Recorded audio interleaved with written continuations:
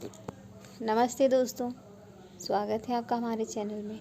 हाजिर हूँ फिर से एक नई कहानी के साथ। कहानी वहम। सुमन की नई नई शादी हुई।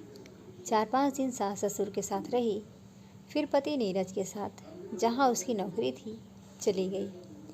2 साल बाद ससुर रिटायर हो गए तो वो और सास भी सुमन और नीरज के साथ जाकर रहने लगे। सुमन पूरा दिन सास ससुर की ज़रूरतों का ध्यान रखती, जैसे उसके मायके में उसकी माँ उसकी दादी का ध्यान रखती थी। पर एक दिन सुमन ने सुना सासू माँ ससुर जी से कह रही थी, सुमन हमें दूध में पानी मिलाकर देती है। सुमन ने इसका हल निकाला। वो किसी बहाने से सारा दूध का पतीला सासू माँ के पास ले जाती और वहीं उनको डालकर दे देती। फिर एक दिन सासू माँ फ़ोन पर अपनी बेटी को कह रही थी कि यह सुमन हमें देसी घी बहुत कम डाल कर देती है, बस ऊपर ऊपर दिखावा कर देती है। सुमन ने अगले ही दिन पूरा देसी घी का डिब्बा सास ससुर के कमरे में रख दिया, यह कहकर कि मैं कई बार घर पर नहीं होती तो आपको ढूंढने में दिक्कत होती है, जब ख़त्म हो जाएगा तो दूसरा रख दूँगी।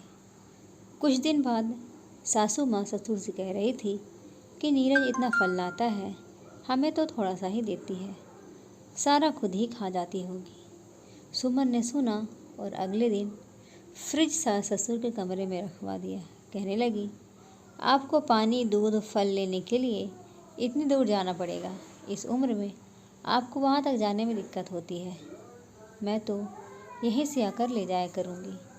सुमन के जाने के बाद ससुर बोला, अब तो ठीक है, सब कुछ तेरे कमरे में रख दिया। सुमन ने, यह सब तो ठीक है जी, पर मुझे शक है, गड़बड़ तो करती ही होगी, आखिर बहू है। गड़बड़ वह नहीं करती, गड़बड़ तेरे दिमाग में है, क्योंकि तू खुद जैसी बहू रही वैसा अपनी बहू के बारे में सोच रही है। वहम का इल्ज़ाम तो लुकमान हकीम के पास भी नहीं था। ससुर बोले जा रहे थे और सासू की अंतरात्मा उससे कह रही थी कि शायद यही सत्य है। दोस्तों, कहानी आपको कैसी लगी ज़रूर बताइएगा, लाइक करिएगा, चैनल में नया है तो चैनल को सब्सक्राइब करिएगा। धन्यवाद।